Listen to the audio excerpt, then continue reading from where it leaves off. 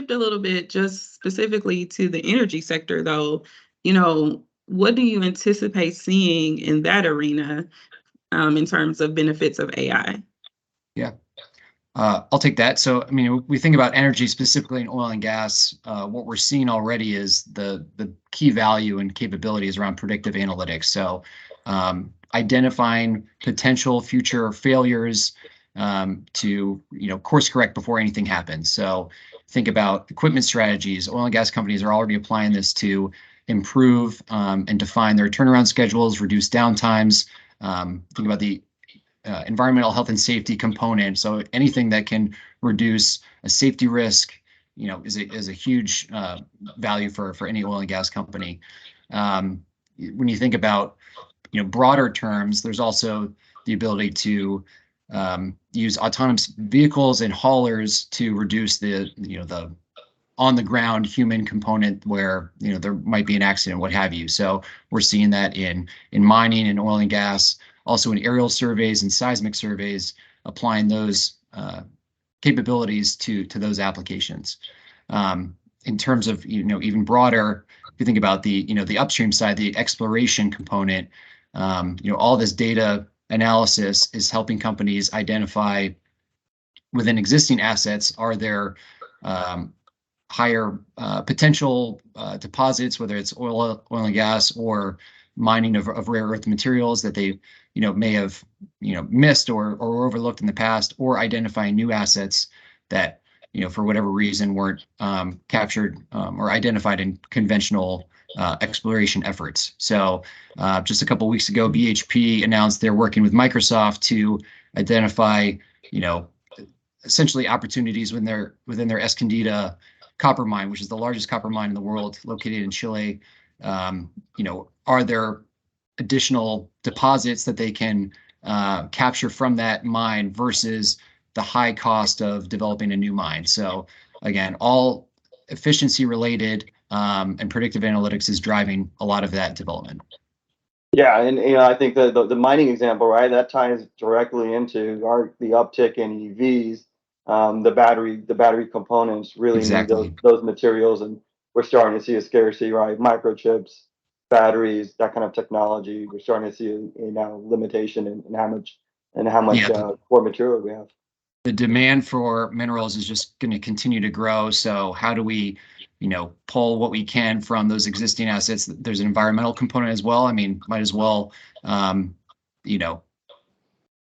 pull out what we can versus, damaging, going through a new site development. So a lot of opportunity there. Yeah, absolutely. And if you think beyond just the oil and gas petrochemical industry, if you think just broad energy and include utilities in that space, you can see our utilities are very heavily invested in AI. They are everything from the smart grid to the management of smart grid to actually using AI to predict failures in the grid where it might happen, to looking at overall climate change and the way climate change is impacting electric usage and air, and how will the grid go down if there's another hurricane or a tornado? Where do the resources need to be based on climate patterns? It's allowing utility companies to move assets around and to respond better to these fast changing events that are happening out there. And beyond that, just to overall customer service for the utilities, because they are constantly out there looking for customers. What are the best types of energy to provide the customers? Are customers more interested in renewable energy versus traditional energy? Are they more price sensitive, especially with the way that the pricing is going at the current days? So speaking of renewables, Pranav, would you like to cover that industry for us to let us know how AI is being used in the renewable industry? Yeah, that should be all right. Just your topic speaking about the grid, right? I think that ties in. The largest growing asset, right, within energy is the solar industry, right? So panels and the components used to build those scale solar arrays, AI is going to largely it's going to highly impact that, right? Especially when we're looking at the R&D life cycle, the ability to assess materials, being able to choose which materials that we want to pick and look at That's going to help increase energy density, durability, and really also make that connection with materials that have specific properties that we can see as, hey, these are recyclable, right? We have to look at this now end to end.